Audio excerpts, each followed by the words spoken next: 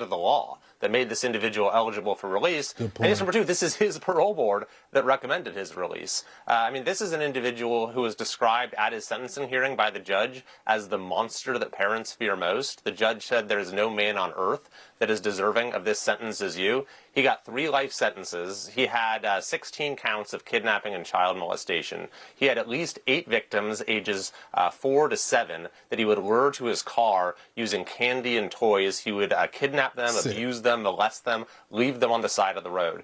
So this is absolutely horrifying. A conservative activist has come to the conclusion that today's Democrat Party is a freak show. As we have reported on AFN, radical Islamist Democrat Representatives Rashida Tlaib of Michigan and Ilhan Omar of Minnesota heckled President Trump during a State of the Union address Tuesday night. And most Democrats in attendance failed to stand when the president invited lawmakers from both parties to, quote, protect American citizens, not illegal aliens. Gary Bowers, chairman of the Campaign for Working Families. Anybody paying attention could see that the Democrat Party is a freak show. I've never seen such a display of anti-normalcy, heartless, the inability or unwillingness to show any respect to hurting Americans who've lost their children, their spouses. I felt like it was almost a science fiction movie. This couldn't actually be a reflection of today's Democrat Party, but it is. And Bauer says there were dozens of no-shows. And keep in mind, 80 of the worst of them didn't even show up for the speech. They weren't even there. Think what a zoo it would have been if they had been there. I'm Chad Groening. For American Family News, I'm Rusty Pugh. Every day, AFA offers biblical insight on issues that others aren't willing to touch in the hopes that you'll become a world changer. That's why we're offering an in-depth worldview training course called Activate. 13 different professors teaching 18 sessions, all available online, including a printed workbook to help you apply what you've learned and 1-year access to AFA streaming content to give you even more resources. Find out more about Activate and sign up today at activate.afa.net. Welcome to Today's Issues, offering a Christian response to the issues of the day. Here's your host, Tim Wildmon, President of the American Family Association. Good morning, everybody, and welcome to Today's Issues on the American Family Radio Network. Thanks for listening to AFR. Today's Thursday, February the 26th, 2026. So 26. It'll only be that day, one day. There you go. Today. Good morning, Fred Jackson. Good morning to you. Chris Woodward. Good morning. Ray Pritchard. Hey, Tim, how you doing? Did you know it's 26 today? I know. And this is not going to happen because next year would have to be, 27, right? Well, that's true. We'll have a 27 if we make it to then. If the Lord tarries. As the human race. Right. If the Lord tarries, is that what you always say? Oh, man, yeah. Thou sayest it. You ever use the word tarry any other time, Chris? I stow it away for good occasions. Okay, you stow it away. Yeah. So you're on to me, aren't you? Yes. Yeah, I always joke, say nobody uses the word stow unless you get on an airplane, right? Right. You're at a buffet and you say, I tarried at the buffet. Tarried too long. I tarried too long. I just want to hear one flight attendant, formerly known as stewardesses, say, hey, put your stuff up. Right. Everybody put your stuff up. And stow is the word we use when we get on the airplane. All right, a lot to talk about today. Thank you for joining us, everybody. If you want to watch the show, you can do that. We have live video streaming at Facebook and YouTube and our own streaming service, which is stream.afa.net, stream.afa.net. Just type in Today's Issues, stream.afa.net. We thank you for listening wherever you may be joining us across the country, or we have some people who listen internationally to American Family Radio. I met a couple the other night, and I had the opportunity to be out in Oklahoma City. Mm-hmm. And there, we're talking to this couple, and they were grandparents, and their I think it was their son and daughter-in-law. So the grandparents were watching the kids. the son and daughter-in-law were stranded in Puerto Vallarta. Oh. Yeah. Not a good thing right now. Did those people ever get out? Does anybody know? Some of them are still there. Fox did an interview yesterday with an organization that has expertise in going in and rescuing people, and they are already rescued, I think, about a dozen people. Can you imagine people going on vacation, but they need to be rescued to get home? It's been horrible. Yeah. Puerto Vallarta especially. Have you ever been there, Ray, Puerto Vallarta? I have not, but we have some missionary friends who are serving there, and we've been reading their updates. What do they say? Well, on Sunday, it was really, really scary, where they went to church with their people and their local congregation, and then everybody went home, closed the doors, locked everything up, and in the update yesterday, they were thanking the Lord that whatever this trouble is had not come to their particular neighborhood, had not come that close, and they said that there are now some flights out of Puerto. Yeah. Okay, good. Yeah, I heard the airport was reopened. Good. But anyway. Good. I heard a related story to this on the way in today. It's an ABC story out of the Chicago area, and it's because a Chicago couple, Katie and Robbie, they were going to get married in Guadalajara. They had 150 people coming to their destination Is that near wedding. Puerto Vallarta? Yeah. Okay. And they had 150 people confirmed for their wedding, which they've now had to cancel because people don't want to come to their wedding. Yeah. Yeah. You know, I don't think people realize just how bad the cartel is in Mexico, how widespread. We're talking not small groups of terrorists. We're talking thousands of them. Yeah. And they have tribes. Sometimes there's fighting between them. Mm-hmm. And these are terrorists. That's what they are. Yeah. We have to remember that. Well, they make their money primarily off drugs. Mm-hmm. I guess drugs going all over the Central America, but primarily probably North America, probably Canada and Central Mexico. Fentanyl, especially. Fentanyl's a big business. Mm-hmm. Okay, well, listen. Hope everybody gets out of there safe and sound. I don't think there were any murders, that took place after the initial attacks. So the people just stayed in their resorts, in their hotels, there in Mexico. But you're right, Fred. This will be a vacation that people will never forget, right? Got stuck and stranded. What this is going to do to the tourism industry there, I know, in Mexico, because these are beautiful resorts. And people, it's a cheap vacation because of the difference in the dollar value, that sort of thing. But no, the Mexican authorities have a lot of work to do to try to regain the confidence of folks. All right, you're listening to today's issues on American Family Radio. Hey, at the bottom of the hour, Dr. Alex McFarland will be with us. We're going to spend a few minutes during that segment talking about the history of the Jews. Because, so much of what's going on in the world today, in the Middle East, has to do with the history of the Jewish people historical books, sure, secular historical books, but also what the Bible says about the history of the Jewish people, also known as the Hebrew people. So we will talk to Alex about that. I found that fascinating in terms of, as we look at world events today, in light of Bible, what the Bible says and Bible prophecy. We will talk with Alex about that coming up at the bottom of the hour. Chris, what's your first story over there? One of the things that the Bible tells us is to pray for the peace of Jerusalem, and we should pray for Jerusalem and Israel today because the U.S. and Iran are holding another round of nuclear talks in Geneva. This, as we have put a ton of warships and jets and people in uniform and boots near Iran to try to get them to come around to our side of things here with these nuclear talks. Fred posted a story today on our website, so we have been covering that. We'll continue to cover that.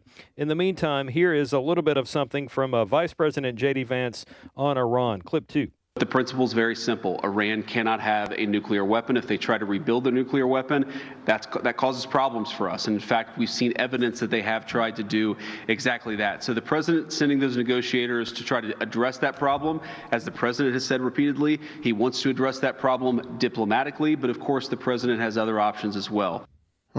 Well, I need to get this figured out because we're going to Israel in a couple of weeks. Right.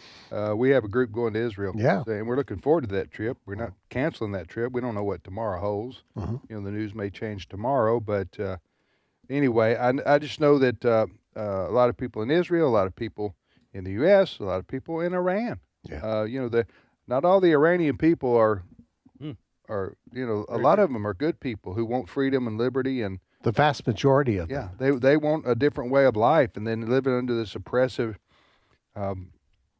regime. Let me ask you this, Ray.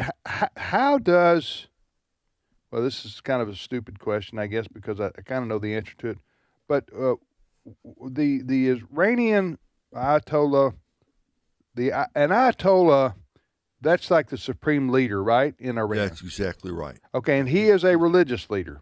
He is a religious leader. He is steeped all the way in the Shia Islamic doctrine, the 12th Imam coming back, the great Satan, the little Satan, the whole thing, yes. The whole thing. Yes. Okay, so it's a different situation than, say, dealing with Vladimir Putin or the communist leader of China, for example, who, while they are have enemies in many respects, they also are halfway rational people, if not fully rational, in terms of we may not agree with their politics or their worldview or anything like that, but you can reason with them to a certain extent. Does that make sense?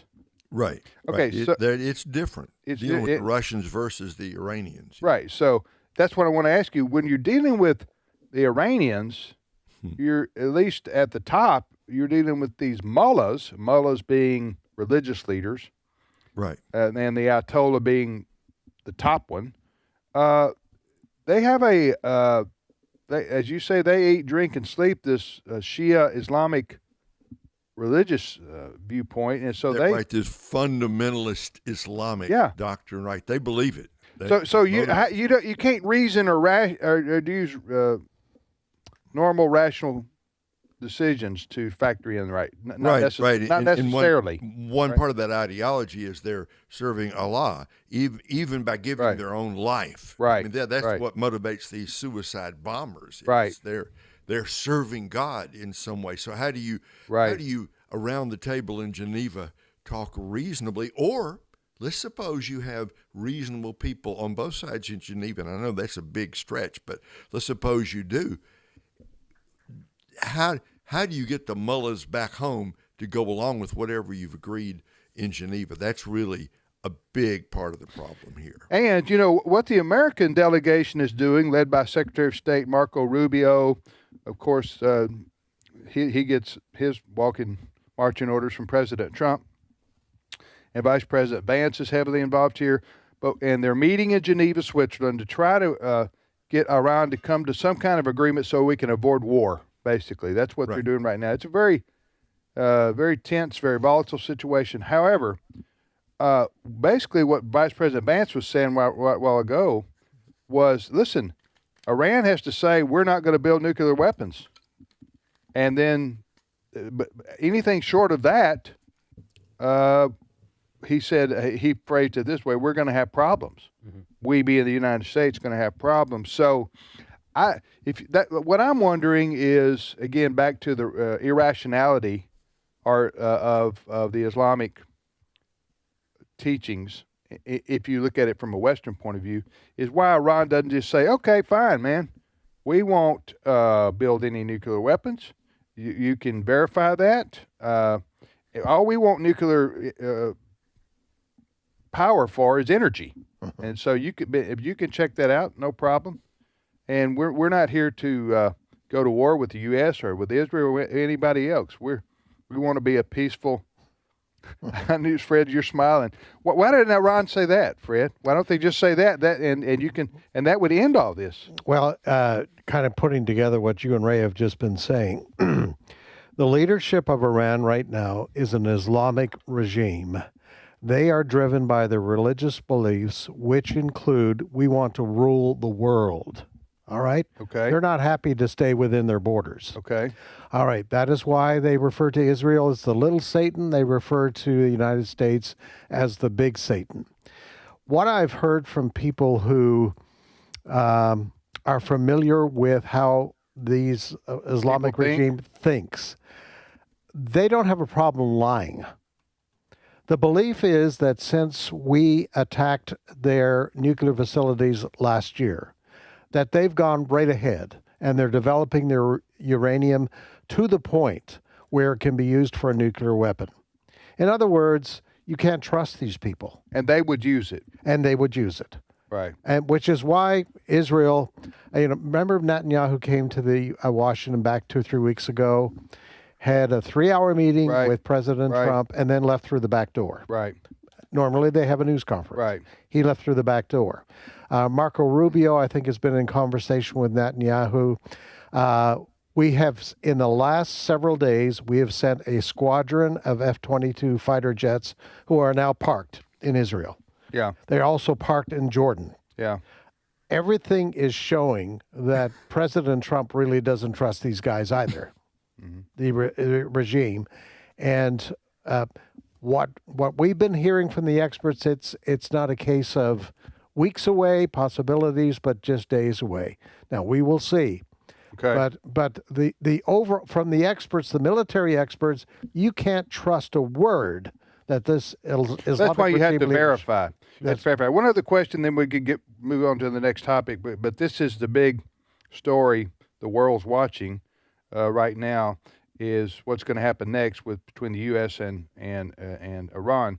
But I want to ask you, Ray, why? Fred mentioned this. Why does the Ayatollah Khomeini, who we already mentioned, he's a supreme leader of dictator, Islamic ruler in Iran, why does he refer to the United States as the great Satan and Israel as the little Satan? Why do they view us in this way? Well, let's be real frank about this. Okay. The whole goal of this Shia Islamic movement is that worldwide caliphate where Shia Islam rules the whole world.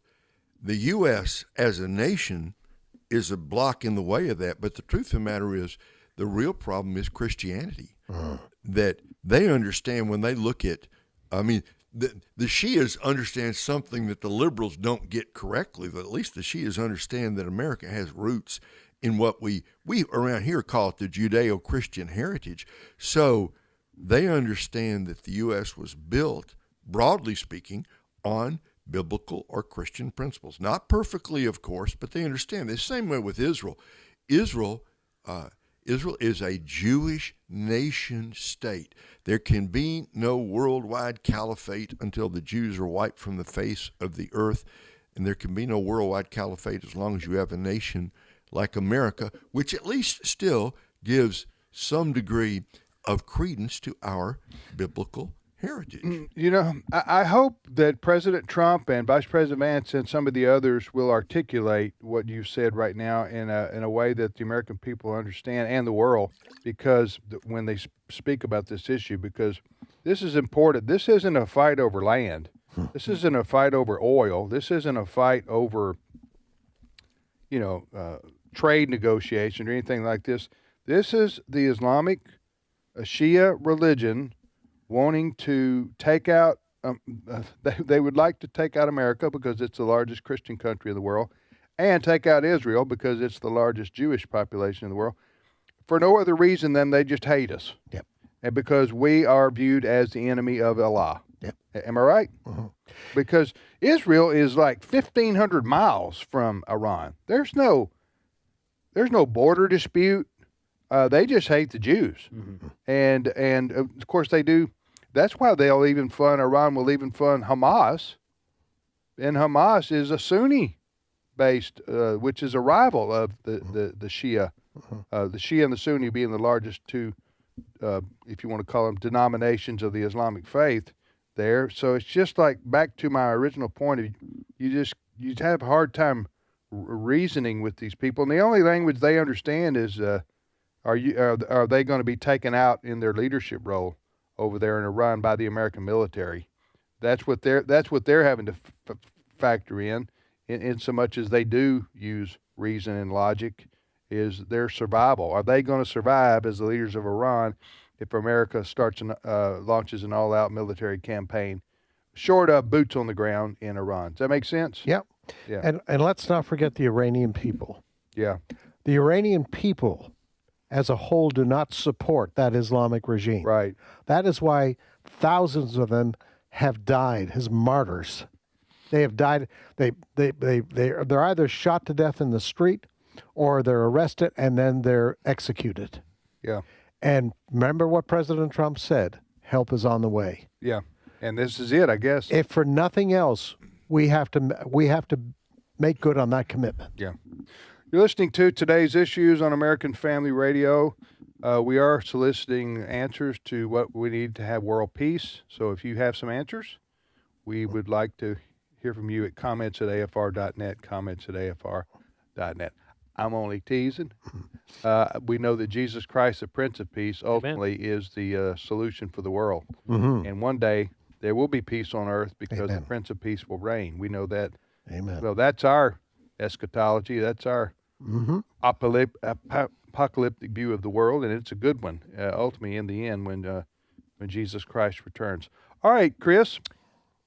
Since the Lord has tarried, yes, in the last 20 minutes, then you can continue now with your news. Thank you very much. You guys mentioned Secretary of State Marco Rubio a moment ago. He's busy today investigating a situation between the Cuban Coast Guard and people on a boat registered in the state of Florida. We have this on our website as well. I'll post it on our Today's Issues Facebook page. Cuba claims it has killed at least 4 people and injured another 6 in what is being described as a shootout with people on a Florida-registered speedboat. According to Cuba, a couple of these individuals may have been involved in the promotion, planning, organization, financing, supporting, or commissioning of acts carried out in the national territory in connection with acts of terrorism. I do have a little bit of audio here. It's about 25 seconds of Secretary Rubio talking about this incident, clip 4. Suffice it to say, it is highly unusual to see shootouts in open sea like that. It's not something that happens every day. It's something, frankly, that hasn't happened with Cuba in a very long time. But we're going to find out. We're not going to base our conclusions on what they've told us. And I'm very, very confident that we will know the full story of what happened here, and we will know it soon.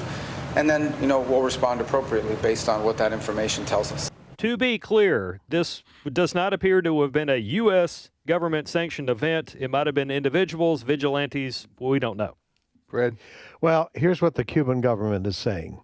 This vessel, registered in Florida, came within 1 mile of the coastline of Cuba. Okay.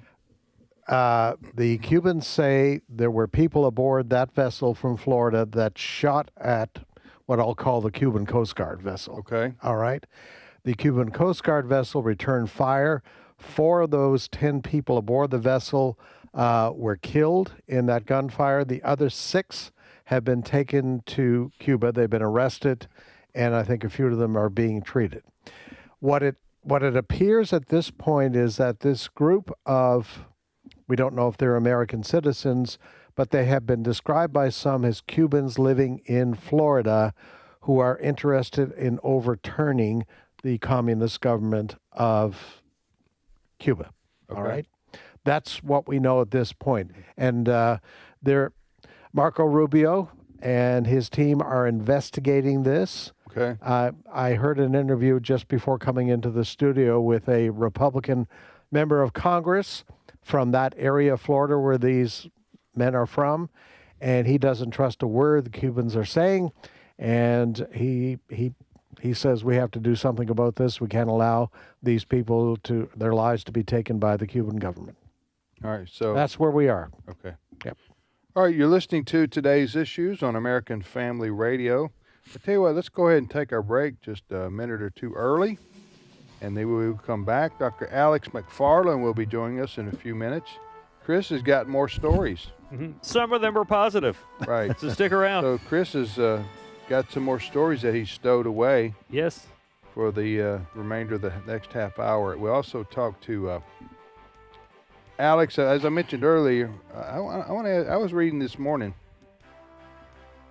Well, you know what? I'll save that.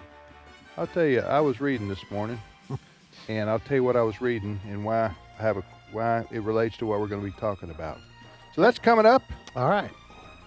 We hope you tarry, and you join us in 3 minutes. All right.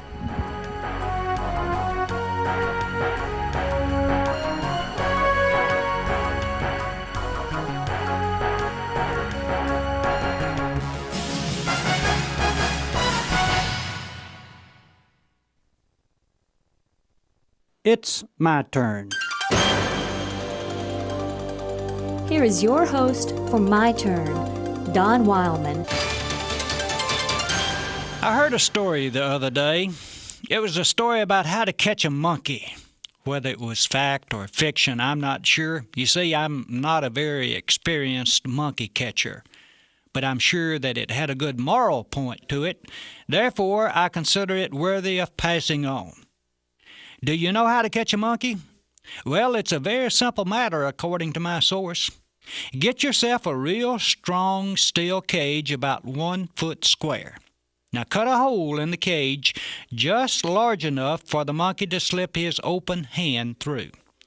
Take that cage and a small block of sugar into the jungle. Secure the cage to the trunk of a tree.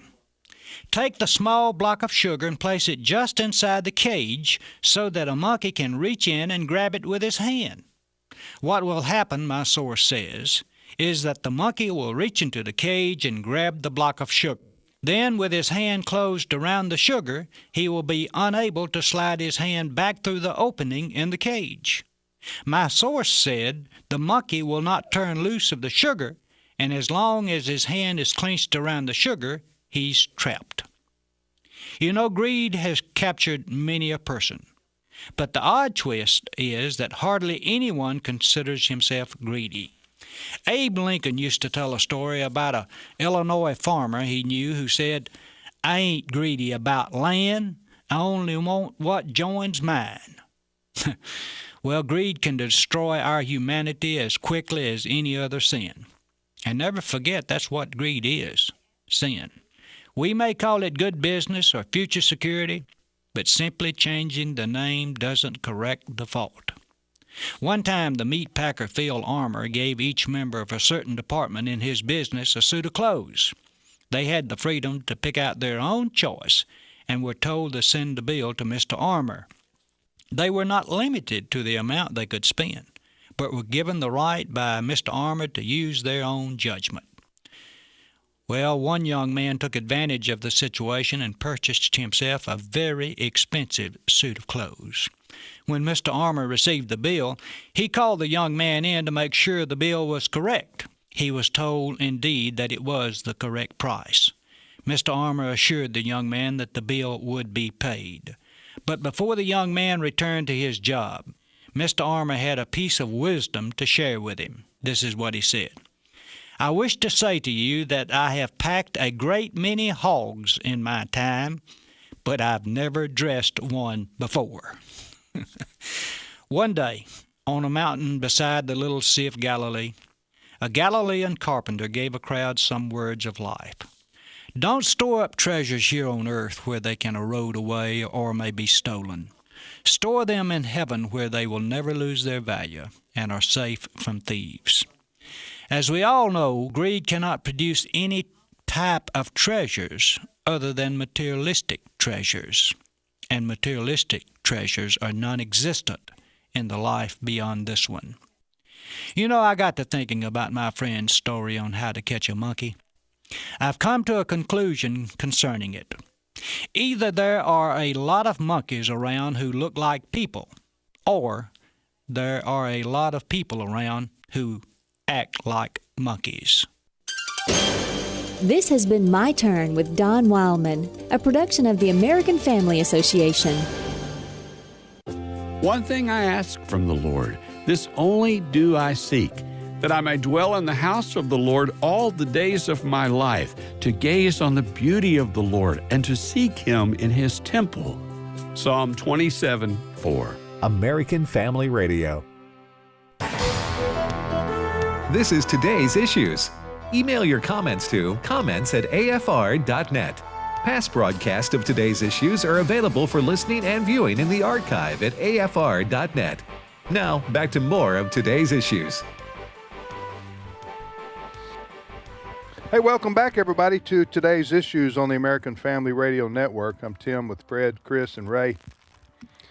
Fellas, we have the best popcorn in America. There it is. It's right back there. I can't resist. I go back there during the break and get some Sure smells good. popcorn. You got to have popcorn when the world's on fire, don't you, Fred? That's right. It helps you relax, you know.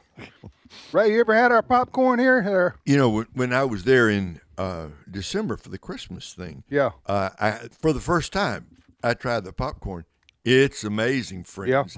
Yeah. Tim is not exaggerating at all. I don't know what they do or what makes it great. I don't make amazing. it. I just partake of it. What are you going to say, Chris? I was going to say, fun fact, popcorn, since it's technically a whole grain, could be considered a cereal. Oh, Really? well, have some cereal, Tim. I've never thought of it that way, Chris. Is it I don't think I want to pour milk on my popcorn. how much nutritional value am I taking in right hold now? on now. I'll see what Dr. Google says. Surely this is like a fiber or something, right? That's helping me somewhere or another. Yeah. Other Now- than just my taste good buds. for you. Yeah, well, and you need salt, right? We're supposed to be salt in life, by the way. Yeah, All I right, think so that's a stretch. according to Dr. Google, popcorn has 106 calories per 1 ounce, which is 28.4 Of what? grams, whatever that means. 126. What of what? 106 calories per calories. 1 I don't ounce. care about that. I'm talking about. Don't even worry about that.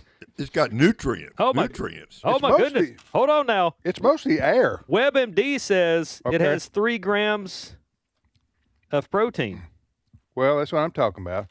Got to have a lot Gotta of. bulk up. Got to have a lot of antioxidants too, right? Oh yes, I'm sure. Ray. I'm thinking it's No right, sugar, 1 Right up gram there. of fat. right up there with spinach, probably.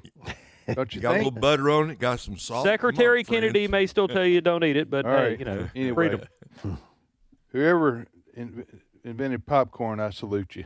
That's what I got to say. Orville Redenbacher, Valparaiso, Indiana. I don't know that he. Did he invented it. invent popcorn? No, but he was the popcorn guy. He was an amazing guy with that bow tie. Yes, he was. Yeah, He was. Yeah, Valparaiso, Indiana. That's Okay. where he's from. Is that where he's from? Okay. I have Well, in-laws. You know from your that area. popcorn history, don't you, Chris? I have in-laws from that same area. Okay. Orville Redenbacher is to them what Elvis is to us. Oh, is that right? Yes. That's great. All right. You're listening to Today's Issues on the American Family Radio. Tim, Fred, Chris, and Ray. We're joined now by Dr. Alex McFarland, our colleague and good friend. He's joining us from the beautiful Tar Heel state of North Carolina. And Alex is the co-host of Exploring the Word each afternoon right here on AFR from 3 to 4 o'clock Central Time with Brother Bert Harper. How you doing, Alex? I am blessed, and greetings from rainy North Carolina. Raining there today, huh? But Yeah, big time. do you live in the mountains or mountainous No, area? okay. They call it the Piedmont area. We're halfway between the mountains and the ocean. Okay. So are you almost in South Carolina then? Yeah, hour and a half. Okay, because I know there's a section of South Carolina known in the northern part known as the Piedmont, so that stretches on up into where you are. Mm-hmm.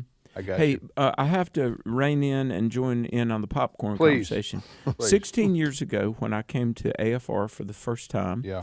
I was very happy to see there's a popcorn machine there. Yes. And I think several people told me that it was your dad who put that in or something. Is that right, Yeah. Tim? Yeah, well, one of the local Presbyterian churches here loaned it to us, the machine.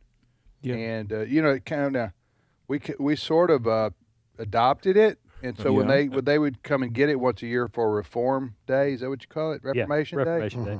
We were a little bit offended that they would. They had 99 reasons to take it. Yeah, but my dad did like popcorn, so he introduced Amen. the idea of having it for the staff. here, and it makes well, and everybody. the popcorn is just amazing. Now, I think if January 19th is National Popcorn Day, so we should acknowledge that Good next night. year. I missed that one. January 19th. Yeah. I'm going to write so, that down So for next year we have got to observe National Popcorn Day. Absolutely. Mhm. We do. Yes. Absolutely. All right. Now, let's on a more serious note, I want to turn to the Bible for a minute. Okay. Or a few minutes. Okay. So I was reading, Alex, and this morning, my year through the Bible never works. So I quit doing that because I always felt bad about it, in March or whenever, if I made it to then. I just, judge me if you want to, and that's fine. I do read the Bible, but I have a get through the Bible 1 year schedule because I failed so many times to do that. So I do try. Most days I read a few chapters. Okay. Yes. Every once in a while something happens, schedule something, but most days I do read a few chapters in the Scripture, right? Old Testament, New Testament, whatever the case may be. So I'm reading in Genesis this morning, right? Okay. Alex, and I'm reading about Abraham. Okay. At this time, he's called Abram. Right. All right. He comes after Noah. If you want to be following the timeline in the Bible, because not all the Bible is the Old Testament is sequential. Sequential. Okay. So sometimes books jump around in terms of time. That's what I've understood. So, but we have the introduction of a man called Abram. Mm-hmm. Okay. He later became Abraham, right? Right. Did God change his name? Yes. Okay, God changed his name. Yeah. So, who is this man called Abram that becomes Abraham that he becomes, that we're talking about him today? Okay, go ahead, talk about that. Well, I think this is just proof positive of the divine origin of Scripture and the uniqueness of the Jewish people. And really, you can't understand world history or, frankly, even life itself without looking at God's Word. So in Genesis 17, there was a man named Abram, and that meant exalted father. But God changed his name to Abraham, which means father of a multitude, or really father of a multitude of nations, because 99 years old, Abram and Sarai, his wife, they don't have children, right? And now there's a lot we could say. For one thing, Abraham and Sarah ran ahead of God. God promised them an heir. They're going to have a child, and they ran ahead of God. And by the way, Abraham, I don't think Dr. Dobson would have given him Husband of the Year award ever, because they had a child with Hagar, the Egyptian, and that became the Ishmaelites, from whom ultimately would come the Islamic religion, sadly. But through Abraham and Sarah, God did give Isaac, and thus began the Jewish people. And God made Abraham basically a threefold promise, which I would call soil, seed, and Savior. That everywhere your foot treads, I'm going to give you this land. And, this is 3000 B.C. The land of Israel belongs to the seed of Abraham. But then look at the stars. Your descendants will outnumber the stars of the heavens. Hence, father of a multitude of nations. But, and here's the key thing for each one of us, God told Abraham, through you, all the families of the earth would be blessed. And it's through the lineage of Abraham, Sarah, and Isaac that was born Jesus Christ, the Messiah, the Savior. So, Tim, to your question, Abraham, the Jewish people, and specifically Jesus, I mean, you can't even understand history at all till you acknowledge what God did through the life of Abraham in raising up the Jewish nation, okay, through which came Christ. Okay, Ray, I want to ask you a question related to what Alex just said. Sure. And I know, Fred, you are a student of this subject that we're talking about. Ray, is what Alex is talking about.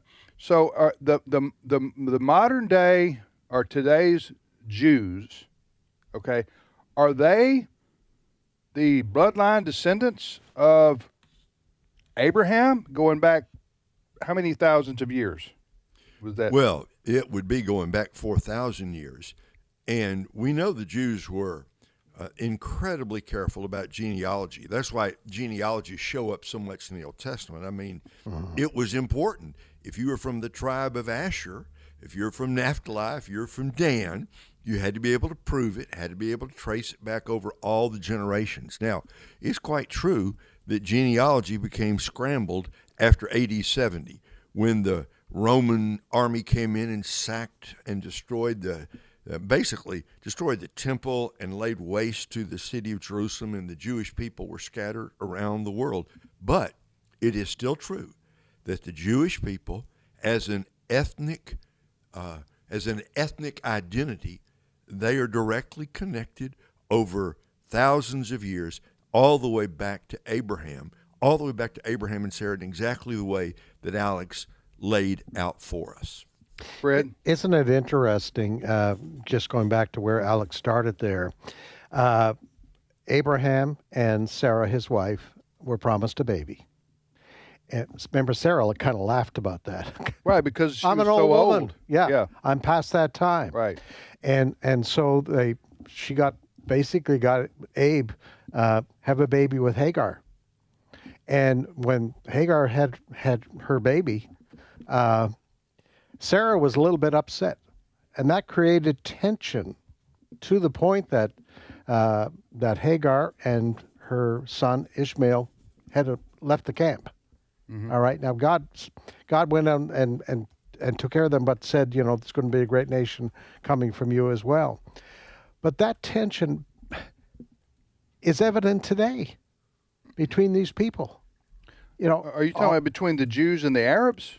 Between the Jews and what we would call the radical Islamic. But Islam didn't come along, though, till several hundred years later. So but 610 AD. But there are bloodlines that connect all of this. Yeah.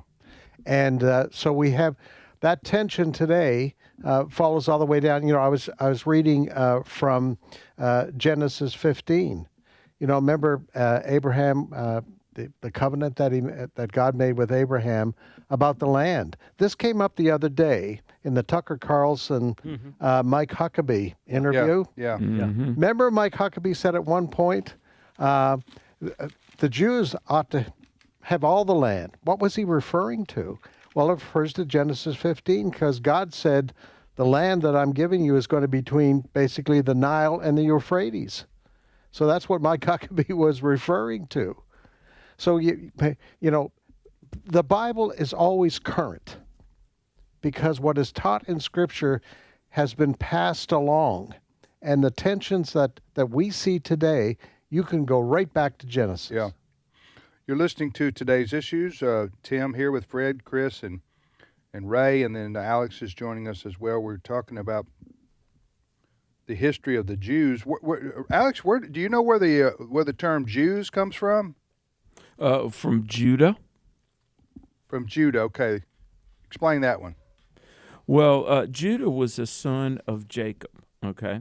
And you mean as in Abraham, Isaac, and Jacob? Abraham, Isaac, and Jacob. And then Judah? Yes. Okay, gotcha. So in the book of Genesis, Judah was a son of Jacob and Leah, the tribe of Judah of the Israelites. And so the name is really Yehudah, which means thanksgiving or praise. And so when Leah exclaims, this is in Genesis 29, I will praise the Lord Yahweh, and Yehudah is the Hebrew word it means to praise. So really the name, the Jewish people, it's from Judah to praise God. But guys, here's the thing. It's interesting, well, sadly so, but there is no people group in history that have suffered as much marginalization and persecution as the Jewish people. Mm-hmm. And I believe, and Bert and I write about this in our book on prophecy, that the serpent, the devil, has made war on the woman, Israel, that delivered the man-child. Satan has persecuted the Jewish people because it was through the Jewish people that came Jesus. Tim, I don't even know that many Jewish people, unless they believe in Messiah, Jesus, I don't know that they realize that they have been the brunt of so much satanic attack. The devil hates the nation of Israel. Yeah. That's why anti-Semitism is really demonic. But Satan has made war on Israel because his demise comes through the Jewish people, in the seed of the woman, crushing the head of the serpent.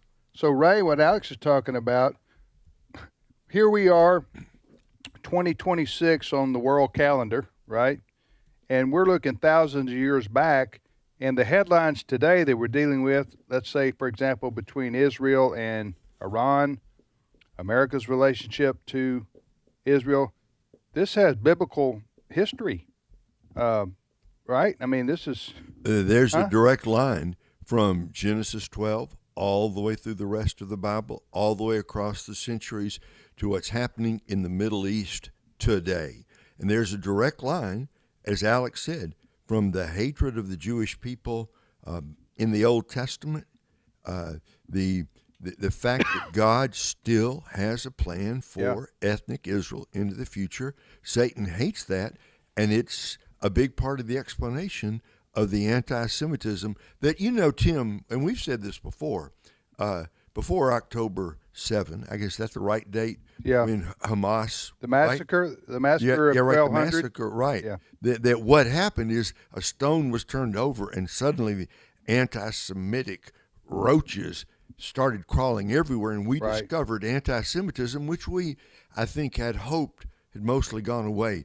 Unfortunately, Tim, it's alive and well, and there's a direct connection between this and what Alex was saying earlier, stretches all the way back to Genesis 12. Well, I so appreciate Alex and Ray because they are the experts in this field. So, guys, we should talk about what's going on right now. There are discussions in Geneva about trying to come to a peace agreement with Iran. Iran, a couple of weeks ago, had military exercises with Russia. We also understand that maybe there's some Chinese missile launchers in Iran. China, Russia, and Iran. Does the Bible say anything about that, guys? Absolutely. Absolutely. That in the last days, they're going to attack Israel. Hey, I got to throw something in there because, Tim, I'm always looking at words and how the way the left uses words. It's very, the left, conservatives, and certainly Christian conservatives, are forthright people. We say what we mean what we say, and there's very little subtext. We try to be just truthful and forthright. The left is very cagey about how they use language. But guys, and especially, have you been seeing more and more the word Levantine, Levantine, the Levantine people? I'm going to come back to that. But like when the left repeatedly uses words like democracy, there's an existential threat to democracy. My little antenna go up when I see people on the left using some brand new phrase. Well, Ray or Tim or any, I've been noticing that references to Arabs and Palestinians and Jews, they'll say the Levantine people. Anybody at the table? Yeah, what does hear? that mean? Well, it's an ancient word that really means the area of the east or the area where the sun rises. Now, here's the thing. All of a sudden, just in the last, I'm going to say month, I've been seeing, they would talk about Jewish people, Israelites, Arabs, Palestinian Arabs, Gazans. Suddenly, I'm seeing the term Levantine. And I understand that the Levant, or the Levant, however you say it, is, generally the Eastern Mediterranean region, Israel, Lebanon, Syria. I would submit, and maybe time will prove me wrong, but suddenly this blanket term of Levantine people is really leftist speak to try to undermine the uniqueness and significance of the Jewish people. Well, we may conclude this topic right now, but let me just say this, and then, well, this may lead to 8 more minutes of conversation, but we'll just see how this goes. For those who question the historical accuracy of the Bible, I would just ask this question: how in the world do you explain the survival of a people mentioned way back in the book of Genesis, Abram, who became Abraham, and that's where the father of the nation of Israel, and those people, those same people, the Jews, the Hebrews, the Israelites, are still around today. Now, maybe there are other people that are still around today that we don't know about. I don't know, but I do know that's remarkable with the capital R. That is almost unbelievable, especially when, as Ray referenced earlier, the temple was destroyed in 70 A.D. in Jerusalem, and basically the Jews were then scattered around the world. They didn't have a homeland until 1948 again. So how does that? What are the chances? I guess I would ask you of a survival of a group of people. How many years was that, Ray? You said they survived from Abraham? 4,000 years. 4,000 years. Yeah. Without a homeland. Maybe the Japanese have been around a few thousand years. I don't know, but they had a homeland. You see what I'm saying? Mm-hmm. They had a place where they settled and they prospered from. So, to me, that alone says that what's going on with the Jewish people is supernatural. That's just because the chances of them surviving as a people over this many thousands of years is just without God being involved, to me, is impossible. Yeah. So, does that make sense? Absolutely. It is a miracle. Bert and I, in our brand new book, and by the way, I got to say, I'll be glad to come on Exploring the Word and talk about that if you want. and popcorn. I haven't been invited. So it's such a, we need to get you on Exploring the Word. Okay. It is such a great honor. I opened up the brand new, The Stand, the AFA Journal. It came Saturday, and I give God the glory. Tim, what an honor. You open the cover, and right there is a coverage of our 3 books that Bert and I have done. Amen. And but in the most recent, the red cover book of 100 Bible Questions and Answers on Prophecy in the End Times, we say the rebirth of the nation of Israel, May 14, 1948, that is a super sign of the miraculous nature of the Bible, the providence of God, but the divine calling and preservation of the Jewish people. Yeah. All right, Alex. We look for you. Going to be on with Bert this afternoon. Y'all going to be together? Yes, sir. We're in Isaiah 59. All right. Well, wonderful. Thank you, Alex. Appreciate it. Thanks, everybody. Okay. It's Dr. Alex McFarland. By the way, Alex is going to be teaching at the Cove this summer. Well, next time he comes on, we'll ask him about that. Nice. You can go there and attend the conference that he's hosting.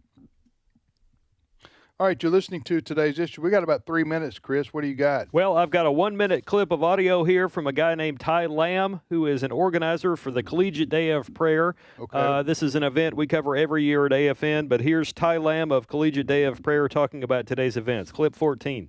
We are hosting a global day of prayer to mobilize the global church to adopt every college campus around the globe. There's some 30,000 campuses.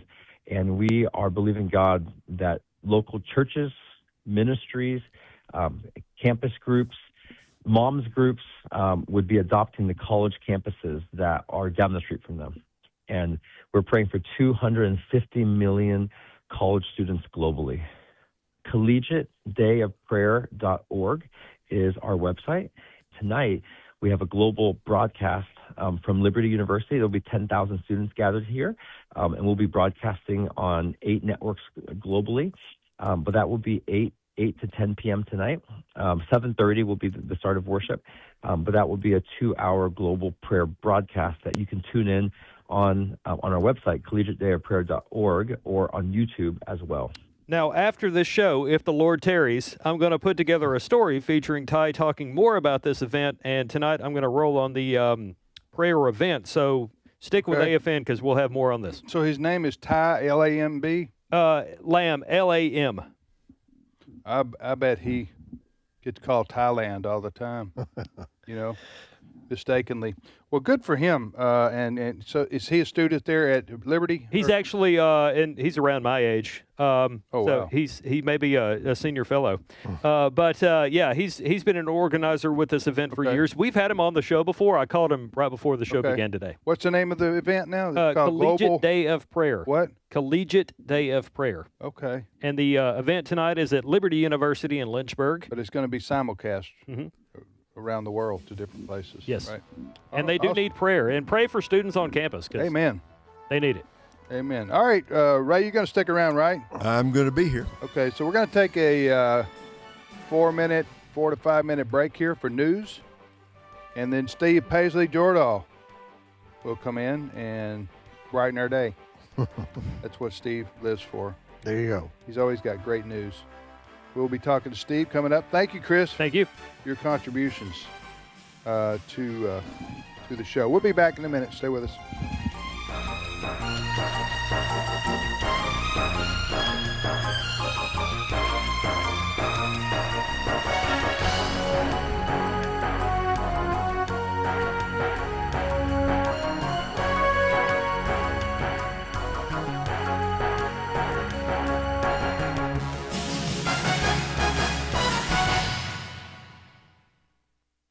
The views and opinions expressed in this broadcast may not necessarily reflect those of the American Family Association or American Family Radio. Faith, family, freedom. American Family Radio. Where can you access instruction and inspiration from scholars, apologists, authors, preachers, and activists to deepen your Christian understanding? You could enroll in seminary, but a better way might be the AFA Cultural Institute. You'll find a collection of more than 50 informative inspirational video lectures with more to come. Visit stream.afa.net to experience the AFA Cultural Institute. This is American Family Radio, a listener-supported ministry of the American Family Association.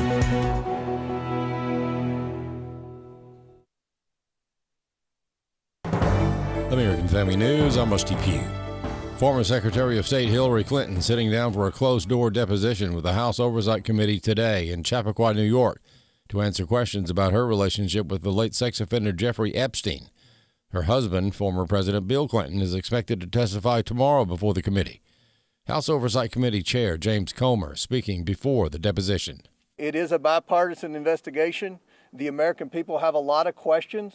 To my knowledge, the Clintons haven't answered very many, if any, questions about their knowledge or involvement with Epstein and Maxwell. The Clintons skipped earlier depositions, but Hillary Clinton claims she's willing to testify. I've called for many, many years for everything to be put out there so people can not only see what is in them, but also, if appropriate, hold people accountable. We'll see what happens. Members from both sides question why the committee is hearing from Hillary Clinton. Republicans are not fans of the Clintons, but they question the value of the exercise. Here's Tennessee Congressman Tim Burchett. I'm not expecting a whole lot. There's a reason neither one of them are in prison.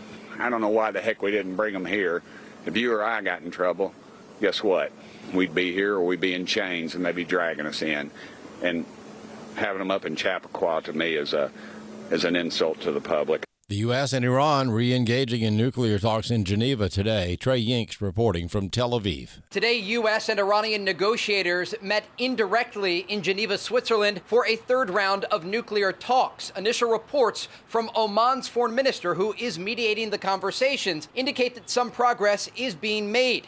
The foreign minister said in a statement, quote, "We've been exchanging creative and positive ideas in Geneva today, and now both U.S. and Iranian negotiators have adjourned for a break. We'll resume later later today. We hope to make more progress. In order to have the maximum amount of leverage possible, the United States is continuing its military buildup with another 12 F-35 fighter jets deploying from Utah across the Atlantic late Wednesday. The U.S. Treasury Department announcing on Wednesday they will allow the resale of Venezuelan oil to Cuba's private sector. U.S. Interior Secretary Doug Burgum says this is the latest example of President Trump's policy of U.S. energy dominance, emphasizing it's the key to both peace and stability around the world. He says these sales will go toward helping the people of Cuba. We want to make sure, and as Secretary Rubio said last night, that there's going to be some flow of energy to Cuba, to their private sector, not to the military, not to the government, but they need it for basic things like cooking fuels to avoid a humanitarian crisis. The mayor of New York City has downplayed an incident involving police officers being assaulted, calling it just a snowball fight. But not everyone sees it that way. The incident was caught on video, a video that Mayor Zohran Mamdani said he watched. They and our entire city workforce deserve to be treated with respect. I think that there were 2 officers who were facing lacerations on their face. Look, I've seen the videos of this snowball fight. I think that it was a snowball fight. Randy Sutton is a retired Las Vegas police lieutenant and founder of the Wounded Blue. Sutton told AFN that Mamdani can couch it any way he wants, but the reality is that these officers were assaulted, and that is a felony. I watched the video, and I can tell you what I saw was so disturbing, because what you saw were police officers afraid to react in the manner to which they have been trained and what would have been appropriate, which is defending themselves, using force. They are afraid to use the proper amount of force now because of the political situation, because of Mamdani, who is, without a shadow of a doubt, an anti-law enforcement mayor. He has demonstrated his true colors, which are socialist red and cowardly yellow.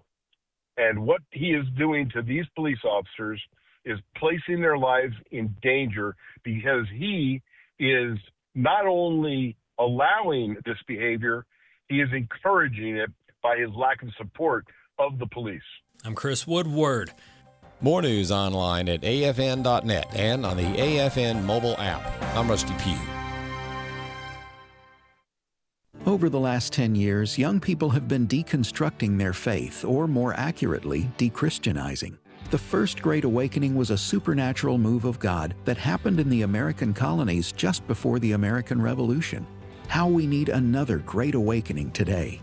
Please help spread the sparks of revival by supporting AFA with a gift, and we'll send you a free copy of the DVD, Desperate for More, The First Great Awakening. Go to afa.net/revival today. Today's Issues continues on AFR with your host, Tim Wildmon, President of the American Family Association.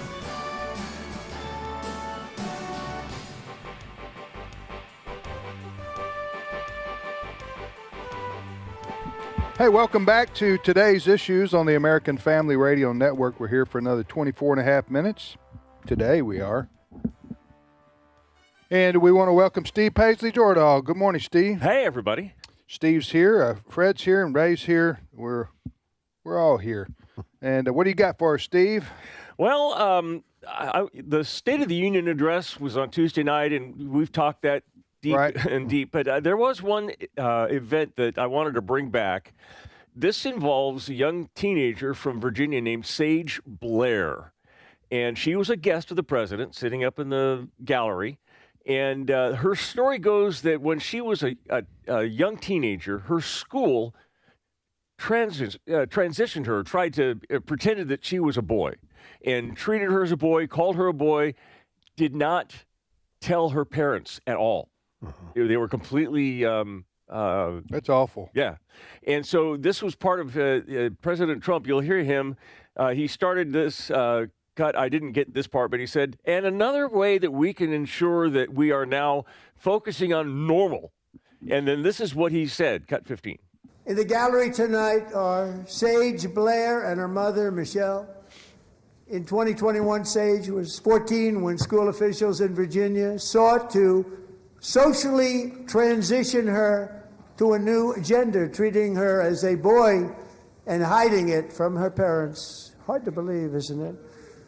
Before long, a confused Sage ran away from home after she was found in a horrific situation in Maryland. A left-wing judge refused to return Sage to her parents because they did not immediately state that their daughter was their son. Sage was thrown into an all-boys state home and suffered terribly for a long time. But today, all of that is behind them because Sage is a proud and wonderful young woman with a full-ride scholarship to Liberty University. Wow. When I heard that, that just angers you. With a capital A, to hear what happened to that young lady, and the school going behind the parents' back to promote this. Yeah. And now, are the Democrats in favor of the school, or are they in favor of Sage? They did not stand for this, so I would say that they are on the school side. And is this one of the points where President Trump said that these people are crazy? I don't remember if that's. I know he specifically said those words. I don't remember if it was in. Do you know, Ray? I don't know. You remember that particular incident? Look, that's an amazing story. Yeah. How evil do you have to be? I know. How sick, how depraved that you basically force a confused girl to, quote, transition to being a boy and hide it from her parents. That's woe to those who call evil good and good evil. And then the president said then the judge sent her to a boys' home. A boys' home. Good night. Because the parents... And she was abused there. Yeah. Oh, sure. The parents refused to refer to her as a boy because they know she's a girl. I would say one thing on this. If there was a Democrat president in the White House giving the State of the Union address, that story would never be told. No. Never. No, and we thank President Trump and his team for for letting that be one of the highlight subjects that they wanted to talk about on the night. Ray, I suspect that there's a verse in the Bible about millstones that might have some relevance here that's as well. That's right. Heavy millstones around those who attack children in this way. It's shockingly evil. And hey, kudos to Mr. Trump for having the courage, the old-fashioned guts to call this out, and also to Liberty, giving her a full ride scholarship. God bless this young lady. Next story, Steve. All right. This is a story that really has escaped much press, and I'm not sure why, but a former U.S. fighter pilot and training officer, his name is Gerald Eddie Brown Jr., his call sign as a pilot was Runner. He has been arrested and charged with providing and conspiring to provide defense services to Chinese military pilots without authorization. He faces up to 20 years per charge, per violation. He was basically a spy for the Chinese. That's what the accusation is. I don't know. Selling top secret information. It might not be that nefarious. Okay. He's not charged with espionage. I'll tell you that. Okay. And what his comment was when he arrived in China to do this, he said, "Now I have the chance to fly and instruct fighter pilots again." I think maybe he had aged out of that profession. Where'd you find this news story? Well, Fox has it now. As former Air Force pilot accused of illegally training Chinese pilots. Okay. But you cannot give military training to China. There's laws specifically regarding China that you have to get specific authorization, and he did not. Well, so does he go to jail? He's prison. He's presumed innocent until proven guilty in a court of law. But yes, he faces if he's convicted of up to 20 years in prison and significant fines per violation. Does the story mention that he was paid a lot of money? No, it doesn't say that I think he signed a contract, so he was paid some money, but I don't know. They didn't list in here how much. The story has some really strange points. Yeah. Are the Chinese saying they didn't have any pilots smart enough to train fellow pilots? Yeah.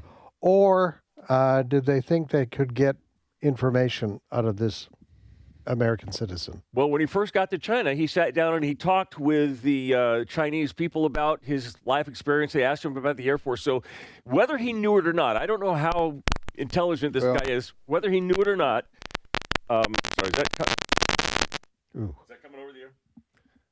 Sparks are flying. Yeah. Okay. So anyway. Whether he knew it or not, they were milking him for information. Well, you remember that couple about a year or two ago? It was, I think they were a married couple, and they were caught selling information to the communist Chinese, and they were in the military. I think they were in the Navy. They were in the submarine. That was more. That was Remember more that? literal espionage, where they knew they were spying or selling top secrets. This man, the way this is written, the stories I've read, he might just have been not that intelligent. I mean, he's a fighter pilot, so he's got some brains, but but we all know the. Well, I won't say that. we'll stop right there. Next story, Steve. All right. Steven Crowder is a podcaster, a conservative podcaster, and he decided he wanted to have a little fun. He asked this question: what do you think would happen if we went to a Muslim bakery and asked for a gay wedding cake? Well, there's no need to wonder. He said, we did it for you. Listen to cut 12. What do you think would happen if we went into a Muslim bakery and asked for a gay wedding cake? No need to wonder. We did it for you. What's really important is getting the picture and the writing. So it's going to be me and Benny. Well, you have pictures there. No, on the machine, you have in Kroger kitchen. In Kroger? Yeah. And I want to say Ben and Stephen forever on the top. And then on the bottom, it'll say, same-sex, legal now, congratulations. But everyone keeps sending me somewhere else. They said, this is what you do here. No, I don't want it. I don't want it. What would be the point of Steven Crowder doing? Well, Wesley listens to him a lot. Well, I happen to be wearing under this shirt a T-shirt from Masterpiece Cake Shop in California. This was Jack Phillips, and he went to the Supreme Court because he refused to do a same-sex wedding cake, and the left just went crazy. They're still going after this man, and but I think the point is that there is no outrage when a Muslim bakery does this, but there is if you're a Christian and you decide to follow your faith. It's just a hypocritical stance that they're taking, and Steven Crowder pointed that out for us. Mm-hmm. Next story. All right. This is a difficult story, and Fred, I'm going to lean on you a little bit on this. In the last 4 years, there have been more than 120 Canadian churches that have burned down. And how long? Over what time period? 4 years. Okay. And what they're saying is it might have something to do with the alleged discovery of some graves of indigenous children. From the 19th century until the 1990s, more than 150,000 indigenous children were obliged to attend state-funded schools in a campaign to assimilate them into Canadian society. And I don't know, Fred, what the accuracy is on this, because I've heard that there's nothing there, and then I've heard that there is. But well, I can't speak to what the investigators have found so far, but I do know the story goes back almost 50 years that Native children were sent to schools, most of them run by the Catholic Church, and there has been ongoing controversy literally for decades over that. There have been court cases involved in this, and church officials had to pay fines, et cetera, et cetera. So I don't know of how many churches was it? More than 100, what was the number? 140? Yeah. I'd be interested to know if they were all Catholic churches. Yeah, I don't have that granular bit of information on that, but it does tell me that, and if the churches were complicit, they deserve to pay and to suffer the consequences of those crimes. But it points out to me that the left, their first move is to violence. Mm-hmm. Well, it's been there's been a lot of these churches lately. I think the latest one was actually in the last week in Montreal. Yeah, there was a Catholic cathedral there that burned. So, yeah, that's a very sad story, but that's been going on for some time. However, if we had one mosque burned down, or one, it would be yes, wall-to-wall news story. Mm-hmm. All right, next story, Steve. All right. we've been looking a little bit at the craziness in the Democrat Party. They seem to be getting crazier and crazier. And I have another example of this. This is in Florida. There's a Democrat Florida state representative. Her name is Ashley Viola Gant, Gantt. Ashley Viola what? Gant. AVG? AVG. Okay. That's what, yeah. Well, you got AOC, Yeah, so yeah. you need an AVG. Yeah, well, we got an AVG now. And AVG has an interesting take. Florida decided that they wanted to honor Charlie Kirk with a day of remembrance for him.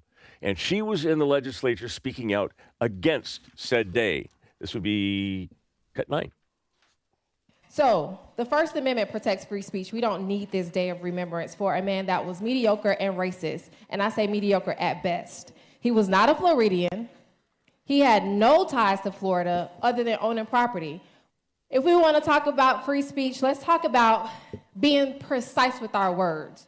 When we hear assassination, that's typically related to a person and a political position. Charlie Kirk died from gun violence, okay?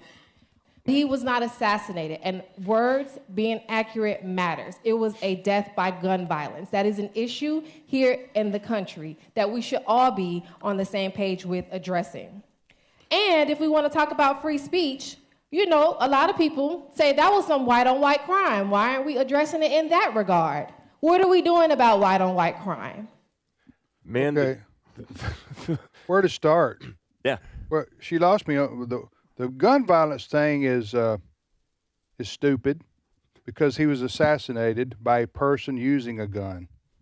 But what is the deal about white-on-white crime? What is it? I don't know. A majority of crime in this country is committed by black people. Violent crime, shootings, gun violence particularly.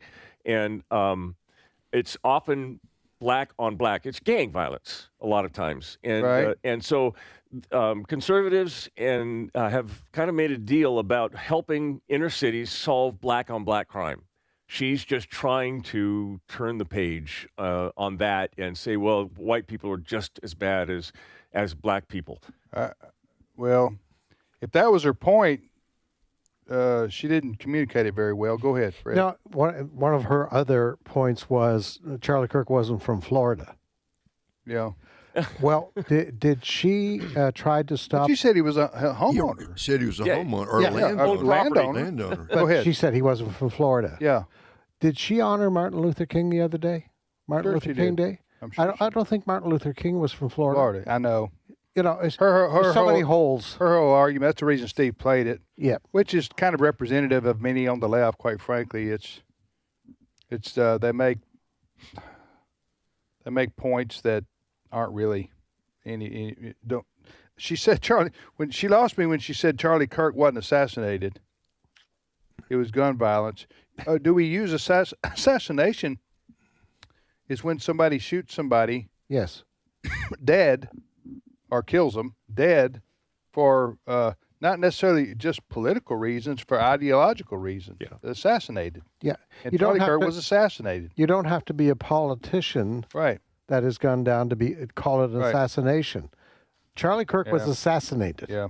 And the man being held as a suspect is going to trial right now. So the reason this is a story is the state of Florida, their legislature, wants to honor Charlie Kirk, memory of Charlie Kirk, and this woman here, who we just heard from, she doesn't want to. So it's so sad. That's what, but her argument, not a very strong one at all. You're listening to today's issues on AFR. Tim, Fred, Steve, and Ray. Go ahead, Steve. All right. Well, they are starting to look into UFOs. I tell you, this would have been the biggest story of ever. Had who's looking into it, Steve? The government. Actually, the government is taking this seriously. Now, there's videos and there's a whole lot of evidence of things that are unexplainable by technology that we know, and there's a lot of speculation about are there extraterrestrials or what is going on here. But they're finally taking this seriously, and it potentially has the answer, are we alone in the universe, and all these big questions. It's kind of getting buried, but interesting that a lot of files were just recently declassified, and President Trump said that he wanted them released. But all of a sudden, one of the biggest libraries of this unclassified government files was wiped clean. They just disappeared on February 20th, deleting hundreds of gigabytes worth of files on UFOs. This was the largest bank, a library bank of this kind of information. Where'd they go? Who did this? I don't know if Hillary Clinton was there with her her cloths to wipe it clean, but they're gone. Was it done by E.T.? I mean, maybe an extraterrestrial. Troves of classified files can publicly and freely be searched. They're called the Black Vaults. They detail military base reports, witness testimonies.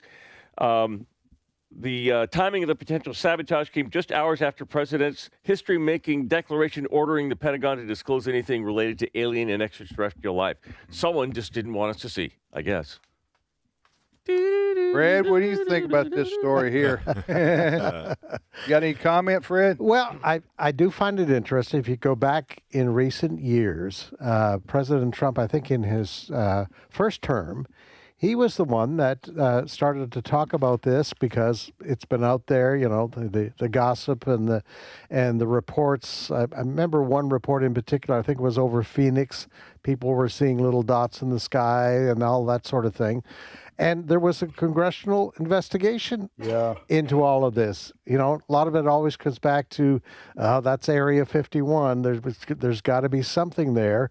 And you've had, you know, U.S. Air Force pilots report seeing things, you know, they're flying along and they see things that and the crafts that they're seeing make very abrupt moves, stop, go, et cetera, and these pilots have said, we've reported this, we don't know what it is, but we're reporting it. I don't know, Ray. Throw it to Ray. Ray, yeah, throw it to Ray. Throw it to Ray. Ray has got some theological thoughts on this, right, Ray? Well, look, I'm waiting for President Trump. Right. To come out and set it all straight, right? Yes, sir. Tell us the whole story. He did. He's going to give a major UFO speech, isn't he? That's what the White House said. Is that right? Am I right? Yeah, that's what they said. President Trump has said, I want all of this out on the table. Then Barack Obama kind of upstaged him. Yeah. Saying, you know, the other day talking about UFOs. Ray, there's a strain of thought that strain of pot.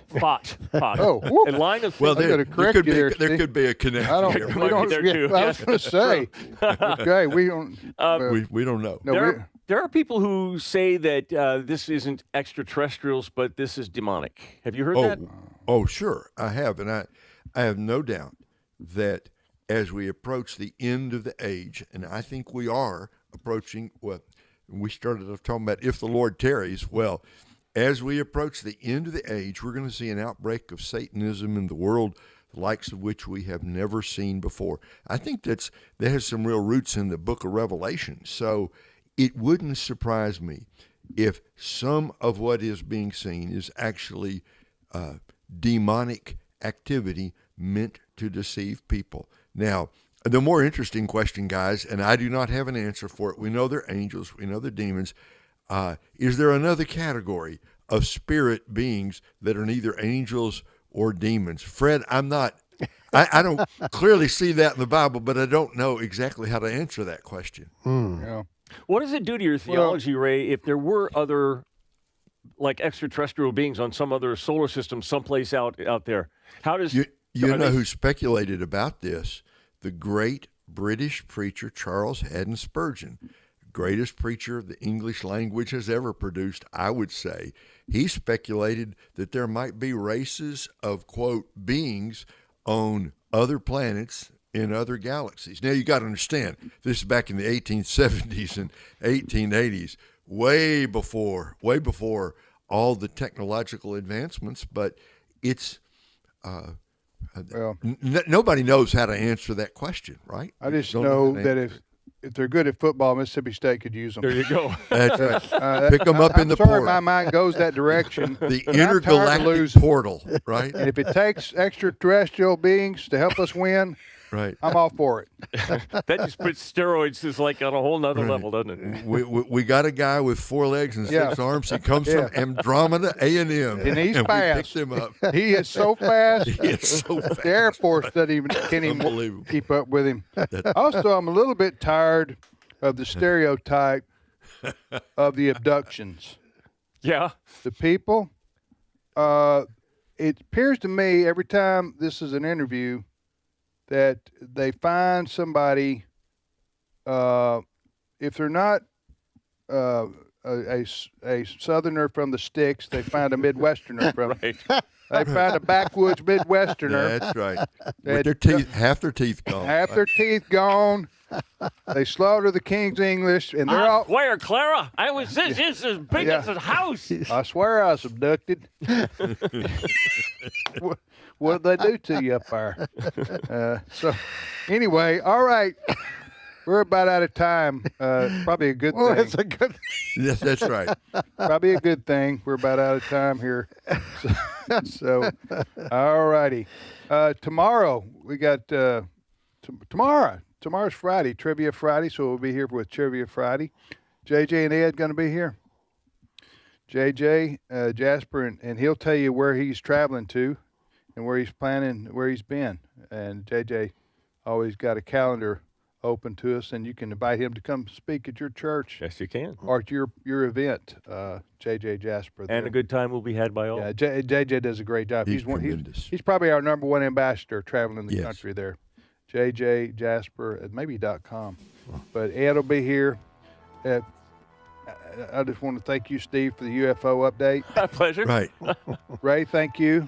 You bet. Okay. And Fred? Absolutely. And who else was on? Alex? Mm-hmm. Chris? Was that it?